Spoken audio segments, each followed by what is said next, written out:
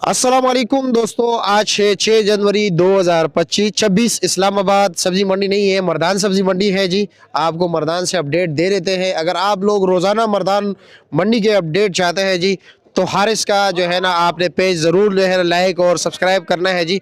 मैं comment section में इसका जो है ना लिंक दे देता हूँ।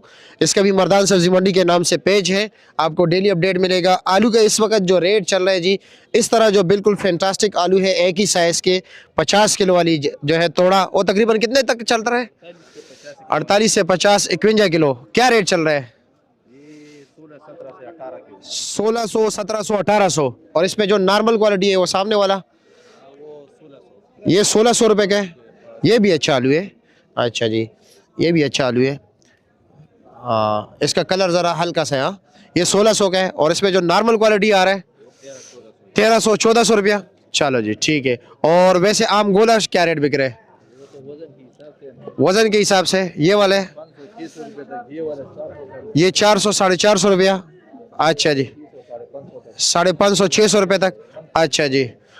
और पुराना आलू क्या रेट बिक रहे हैं?